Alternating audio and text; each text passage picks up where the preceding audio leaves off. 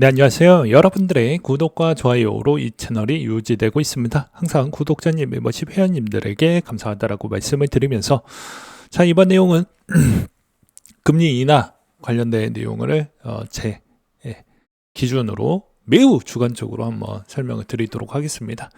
이제 여러분들이 원하는 대답은 아마 안 나올 수도 있어요. 너무 실망하시지 않길 바라겠습니다. 저도 투자자예요. 말 그대로 좋게 해석을 하면 정말 좋겠죠. 그렇지만 시장은 국물도 없습니다.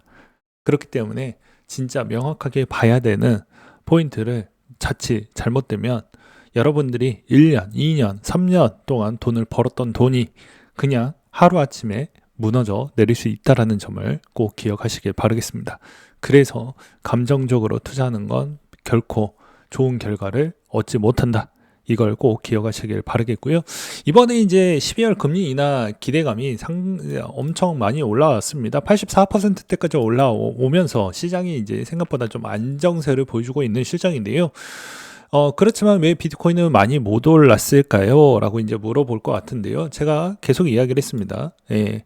MSTR 부분에 따른 추이에서도 대부분 공매도가 붙었다라고 미리 이야기를 했어요. 제가. 그것도 언제부터? 저번 주 때부터 계속 고래 하면서 이야기를 많이 했습니다. 그리고 나서 엄청나게 올라가고 있는 모습을 볼 수가 있겠죠. 그렇기 때문에 현 시점에서 이 MSTR에 있는 가격 유지 추이가 계속 떨어지는 부분이 계속 발생을 한다라고 하면 엄밀히 따지면 제가 저번에 뭐라고 했습니까? 이 가격 추이에서 평균 가격이 아무리 못한다고 하더라도 이제 최저가 아마 150달러 선 정도에서 아마 멈출 걸로 보이고 거기에서 막 조금 더 버틴다고 하면 160에서 170 정도를 좀 보고 있는 실정이죠. 왜 그렇게 또 이제 주장하냐? 아무런 근거 없이 이야기를 하는 게 아닙니다. 그렇게 많이 샀던 지난 21년도 시즌 기준점으로도 본다라고 하더라도 어땠습니까? 올라갔다가 다시 제자리를 가는 삼각형 형태를 보여주었죠. 그러니까 마찬가지로 이번에도 현 시점에서 이 구간의 삼각형 곡선을 그릴 확률이 전 매우 높다라고 보고 있는 실정입니다. 그러면 여기서 아주 T 관점으로 분석을 다시 한다라고 하면 현재 있는 공매도 업체가 물량이 줄었나? 아니요. 그리고 시장이 생각보다 요구 조건이 좋냐? 아니요. 그렇다라고 해서 중간계 고리가 지금 매수세가 들어왔냐? 라고 한다고 하면 이제 막 조금씩은 늘어나고 있기는 하지만 아니요. 라고 볼 수가 있습니다. 그래서 현 시점에서 비트코인에 따른 방향적 추이를 본다라고 했었을 때는 아직은 좀 이른 감이 있다. 추세적으로 조금 더 기다릴 필요성이 있다. 단계에 반등이 나온다고 하더라도 그게 유의미한 부분이 나올 거라고 하면 MSTR에 따른 추이의 공매도 비중이 월등하게 줄어야 된다라고 미친 듯이 이야기를 하고 있는 실정이라고 보시면 될 것 같습니다. 마찬가지로 비트마인도 한때 24일 기준점으로 급등이 나와주고 난 뒤부터도 여전히 또 급락이 나왔는데요. 마찬가지라고 보시면 될 것 같습니다. 한번 같이 본다라고 하면 알 수가 있을 것 같은데요. 여전히 공매도 비중이 높다라고 볼 수가 있기 때문에 이게 뭐라고 해야 될까요? 별로 좋지 않는 부분이라고 볼 수가 있게 되겠습니다. 이제 이런 점이 좀 다소 좀 문제가 되어가고 있는 실정이다. 그 다음으로 이제 또 볼 수 있는 게 대부분 이제 알트코인들에 따른 추이의 동향도 좀 체크를 해볼 필요성이 있는데요. 에테나가 USDE가 그 지난 23년도 대비부터 지금까지 USDE가 해왔던 추이가 어떻게 보면 지금의 방향성을 조금은 서포트를 했던 경향성도 있습니다. 근데 그게 TVL이 많이 줄어났다라는 것은 이제 이 시장에서 어떤 일이 이루어져서 이게 좀 많이 급감이 되었을까요? 말 그대로 10월 10일 날 대부분 청산을 당했기 때문에 아무래도 그 영향성 추이라고 저는 보고 있는 실정입니다. 그 다음으로 이제 메가이더 기술 오류로 인해서 이제 이더리움적인 추이에 별로 좋지 않는 내용들이 연달아 많이 나와주고 있다. 라고 볼 수 있을 것 같은데요. 이번에 메가이더 기술 오류적인 추이는 KYC 모듈이 구성 오류와 레이트 리밋 문제로 작동하지 않는 장애가 발생을 했다고 합니다. 그래서 이런 영향성이 좀 있고요. 그 다음에 스트래티지가 이번에 S&P 500에 또 편입이 불발이 됐다라고 합니다. 그렇다 보니까 이제 아무래도 좀 영향을 좀 받았다라고 볼 수가 있을 것 같습니다. 그러면 여기서 이제 로빈후드에 있는 위치와 그 다음에 여기에 코인베이스 위치도 같이 보시면 좀 도움이 될 것 같은데요. 왜 코인베이스는 왜 보냐? USDC 때문에 그렇고 로빈후드는 왜 보냐?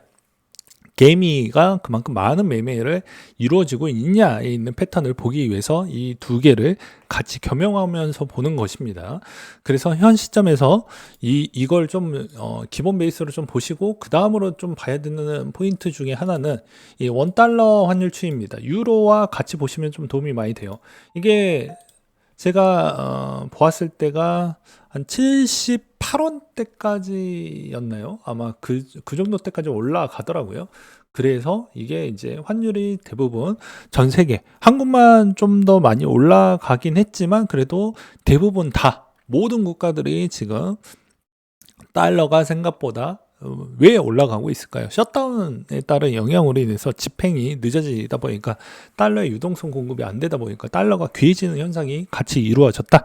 그러니까 즉 현 시점에서 보게 되면 어차피 이게 단기적으로는 조금은 더 완화가 되긴 할 것이지만 지금 시점 대비해서 너무 이제 높은 위치에 있다라는 건 코인한테 별로 좋지 않는다. 라고 보시면 될 것 같습니다. 그리고 이번에 뭐 비싸움에서도 진짜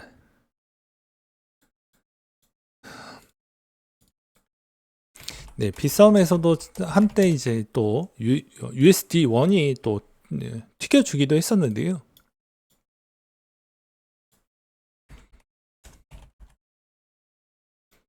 네, 이렇게 이제 튀겨주기도 했었는데 누가 이제 뭐 좀 문제가 있었는데 저도 자세한 내용은 잘 모르겠습니다. 아무튼 이런 스테이블 코인에 따른 동향과 움직임이 계속 이루어지고 있는 실정이다라고 보시면 될 것 같습니다. 그 다음으로 이제 이번에 그나마 좀 괜찮은 내용으로는 미상환 디지털 자산 시장 구조 법안이 12월에 논의가 된다. 이거는 이제 당장 뭐 유입 비율이 뭐 좋아진다, 긍정적이다 이렇게 보기에는 아니고 먼 훗날 이야기라고 보시면 될 것 같고요. 텍사스 미국주에서 최초 1,000만 달러 상당의 비트코인을 매입했다라고 하는데 규모로는 좀 적다. 그냥 상징적 의미로만 보시는 게 맞을 것 같다. 그 다음으로 또 볼 수 있는 것 중에 하나가 스트래티지가 올해 BTC 매입을 31조 원을 썼다라고 했잖아요. 근데 저는 좀 회의적인 게 내년에 쓸 수 있을 만한 가용 자산이 저 주가 추이가 저 모양 족거리고 우선주도 생각보다는 잘 선방을 못하고 있고 생각보다 발행을 했었을 때 인기가 좀 조조하다 보니까 과연 진짜 뭐 엄밀히 따지면 올해 안에 이 정도만큼 과연 매입을 꾸준하게 퍼포먼스를 유지를 할 수 있을 것인지가 조금은 갸우뚱하다라고 말씀을 드릴 수가 있을 것 같습니다. 여기서도 이제 비율이 이렇게 나와져 있잖아요. 여기서 우선주 비율로 해가지고 그러니까 비율에 따른 가중치를 이 정도로 주고 있다고 하지만 그게 이제 실질적으로 내년에 따른 추이에서도 그게 다 커버가 될 거냐 안 되니까 STR2를 유로에 있는 걸 좀 땡겨가지고 또 만들어내긴 했지만 그게 그만큼 커버를 해줄 것인지는 약간의 좀 물음표가 여전히 생긴다라고 저는 말씀을 드릴 수가 있을 것 같습니다.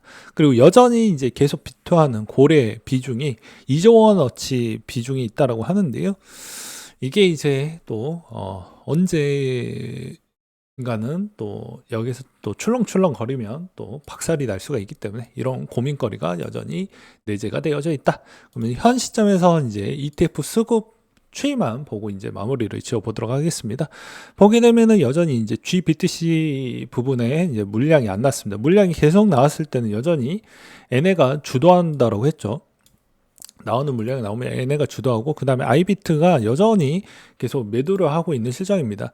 그렇다 보니까 이 시장이 돌아오지 않고 있습니다. 제가 뭐라고 이야기를 했습니까? DAT랑 ETF 있으면 과거 24년도 때는 ETF 혼자로도 커버를 쳐가지고 올렸는데 이제 시가총액이 커지다 보니까 DAT와 ETF가 둘이 동시에 또는 OR 조건 아니고 AND 조건으로 동시에 둘 다 사줘야지만 그나마 많이 올라가는 추이가 나온다라고 이야기를 많이 했죠. 근데 둘 다 어떤 결과물을 보여주고 있습니까?